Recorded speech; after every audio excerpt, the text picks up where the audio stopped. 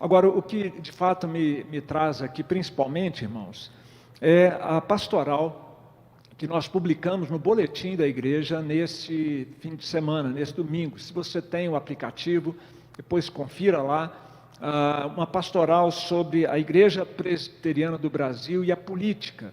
Estamos num ano eleitoral, difícil, polarizado, e tivemos agora, em julho, a reunião do Supremo Concílio da Igreja Presbiteriana na cidade de Cuiabá, e ali chegaram alguns documentos, então, pedindo que a igreja se manifestasse no cenário atual em que nós estamos vivendo.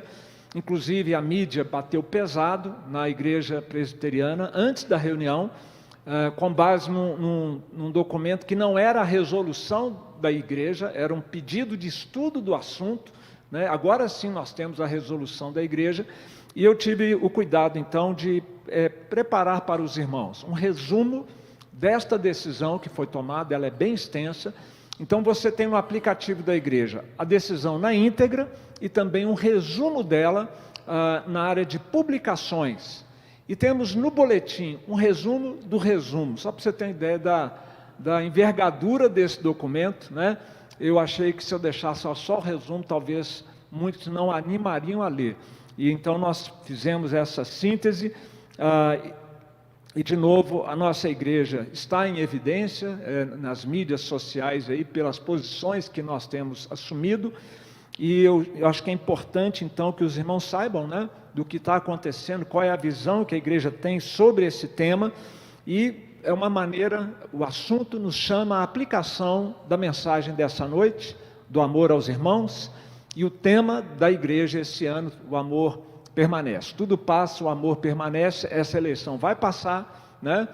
Teremos um novo mandato presidencial, não sabemos com quem ainda, mas a vida vai continuar. E nós temos que permanecer unidos naquilo que realmente está acima das questões políticas e ideológicas do nosso país. E você vai perceber nessa minha fala, e também na leitura dos documentos, se for do interesse do irmão, que nós não tomamos decisões na Igreja Presbiteriana do Brasil movidos à pressão social, a notícia de jornal ou de blogs jornalísticos. Nós não tomamos decisões baseadas em relativismo pós-moderno, que flexibiliza tudo, que inverte todos os valores.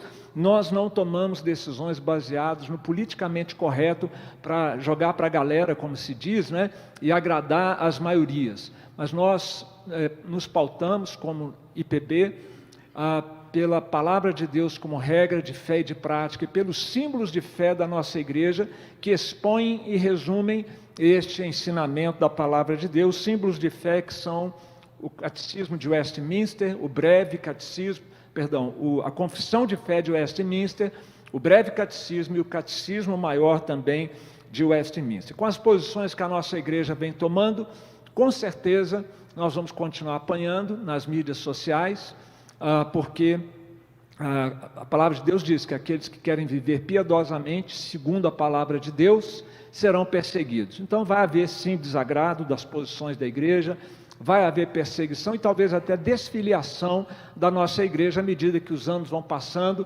e esse acirramento, né, na nossa sociedade vai também crescendo em torno de diversos temas que nós teremos que abordar.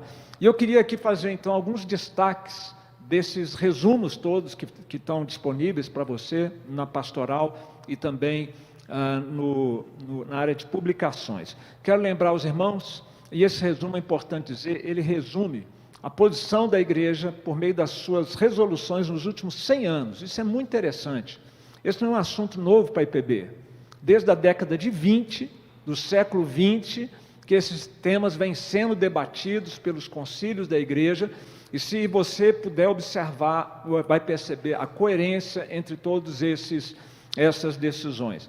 A Igreja Presbiteriana do Brasil se mantém equidistante de extremos ideológicos radicais. Nós não temos compromissos com extremos nem de esquerda, nem de direita e nem de qualquer outro.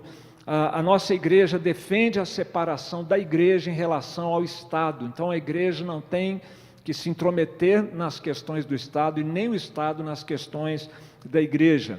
A igreja não aceita favores políticos de forma alguma, de modo que venha comprometer a liberdade de voto dos seus membros. Nossas igrejas na IPB não devem apoiar candidatos, isso tudo que eu estou mencionando, irmãos, está nos documentos, tá? Não é minha opinião pessoal, embora eu comungue com elas.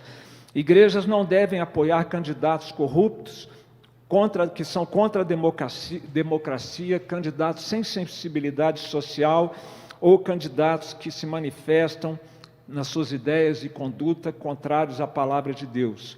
Os pastores das igrejas da IPB devem adotar uma posição neutra, especialmente quando se percebe o rebanho muitas vezes dividido. Nós somos pastores de toda a igreja. Pastores devem se licenciar se quiserem concorrer a cargos públicos eletivos. A filiação partidária dos membros da igreja em partidos políticos é de total liberdade da consciência de cada um, conforme, e que essa consciência seja guiada pela palavra de Deus. A igreja não vai interferir nisso.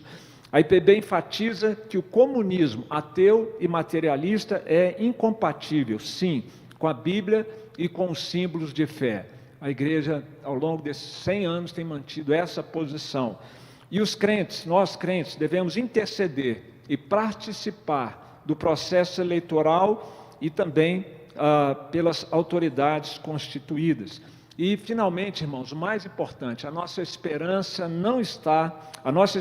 de um mundo ideal não está atrelada a nenhum sistema ideológico humano, mas sim nos frutos práticos da obra redentora de Cristo e na ética cristã para a sociedade. Cristo, sim, é a nossa paixão e o nosso Deus, e não os líderes humanos que se levantam defendendo ideologias de qualquer vertente ou de qualquer natureza. Por isso, irmãos, isso é só um resuminho, são os destaques que eu faço. Você vai encontrar isso em detalhes nos documentos que eu mencionei.